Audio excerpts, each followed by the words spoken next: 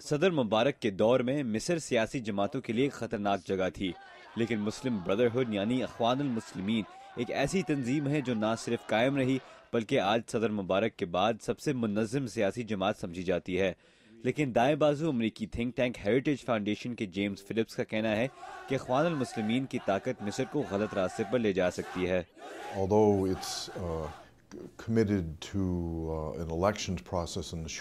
حالانکہ وہ بھی انتخابات کے حق میں ہیں، وہ آگے جا کر ایک مذہبی ریاست قائم کرنا چاہتے ہیں جس میں مصر کی عوام کی آزادیوں پر پابندیاں لگ سکتی ہیں۔ اگر اخوان المسلمین قیادت میں آئی تو خواتین اور اقلیتوں کے حقوق پر منفی اثرات ہو سکتے ہیں، خاص طور پر مصر کے 10% عیسائیوں کے لیے۔ کچھ تجزیہ کاروں کا کہنا ہے کہ ایک زمانے میں اخوان المسلمین اور القاعدہ کے نظریات ایک جیسے تھے، لیکن لبرل امریکی تھنک ٹینک نیو امریکہ فاؤنڈیشن کے برائن فشمن کا کہنا ہے کہ اخوان المسلمین تبدیل ہو گیا ہے۔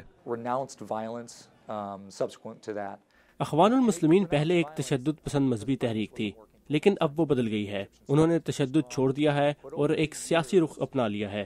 مصر کی عوام کے لیے اخوان المسلمین وہ سہولتیں فراہم کرتی رہی ہے جو انہیں حکومت سے نہیں مل سکتی تھیں۔ یہ بھی یاد رکھنا چاہیے کہ القاعدہ جیسی تنظیموں نے اخوان المسلمین کی حمایت کرنا چھوڑ دی ہے کیونکہ وہ جمہوری نظام میں حصہ لینا چاہتے ہیں۔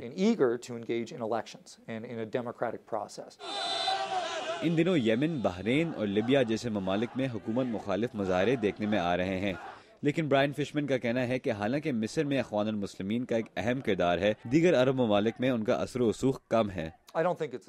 حالانکہ مذہبی انتہا پسند تنظیمیں ان ملکوں میں موجود ہیں، لیکن میرا نہیں خیال کہ وہ ان مظاہروں میں بڑھ چڑھ کر حصہ لیں گے۔ یہ مظاہرے زیادہ تر ان نوجوانوں کے تحفظات کا اظہار ہے جو انٹرنیٹ اور سوشل میڈیا کو سمجھتے ہیں اور اپنی آزادیاں چاہتے ہیں۔ لیکن کئی تجزیہ کاروں کا کہنا ہے کہ مصر سے اخوان المسلمین کا اثر و رسوخ بڑھ سکتا ہے، خاص طور پر امریکی خارجہ پالیسی کے اہم ترین مسئلے تک، یعنی اسرائیل اور فلسطین کا مسئلہ۔ جیمز فلپس کا کہنا ہے کہ اخوان المسلمین اور حماس کے گہرے اور پرانے تعلقات ہیں جو اس خطے میں مسائل پیدا کر سکتے ہیں۔ اگر اخوان المسلمین حکومت میں آئی تو ظاہر ہے وہ حماس کی زیادہ حمایت کرے گی، بلکہ حماس اخوان المسلمین کا ایک حصہ ہوتا تھا، اور حماس نہ صرف اسرائیل کے ساتھ کسی امن معاہدے کے خلاف ہے، وہ اسرائیل کے وجود کو تسلیم نہیں کرتا۔ اس وجہ سے مصر اور اسرائیل کے تعلقات خراب ہو سکتے ہیں، امن معاہدے ختم ہو سکتے ہیں اور مستقبل میں جنگ بھی ہو سکتی ہے۔